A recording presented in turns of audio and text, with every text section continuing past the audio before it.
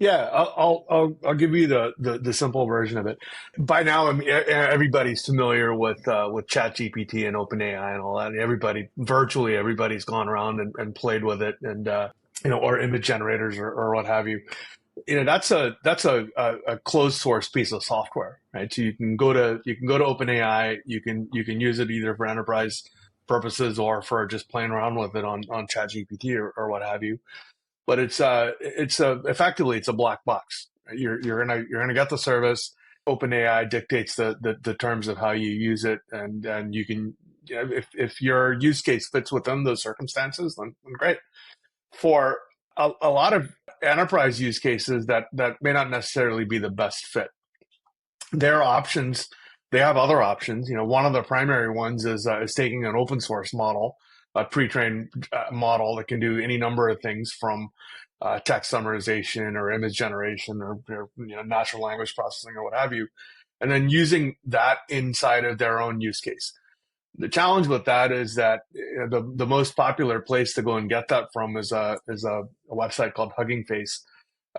Maybe your listeners are familiar with that as well. I'm gonna just go there right now and go and see. I think Hugging Face has 423,773 models available, open source Oh, models available. that's not many.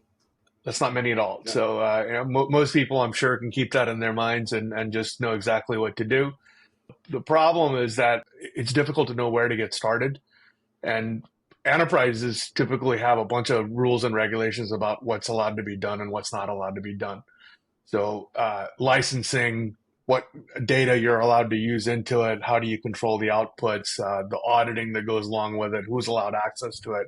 All of those kinds of things are frequently a difficult set of challenges. So imagine, if you want to go and take Meta's open source model Llama 2, and you wanted to go and build a generative AI application in HR that parses resumes and identifies relevant skills, right? It's a simple use Mm-hmm. case. Yep. And you're doing this in the context of working in a financial institution, in a large bank. Right. You're going to have all kinds of restrictions about what you can and cannot do with it. What Bookend does is to offer a platform for those developers that make it a little bit more risk-free to take an open source model and run it, sanitize it, run it, use it kind of in the context of an enterprise.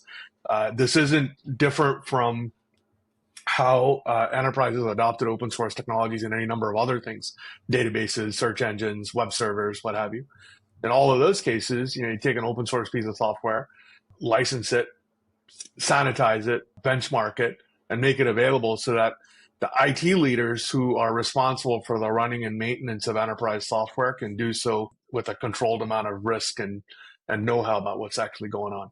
So that's basically what Bookend does.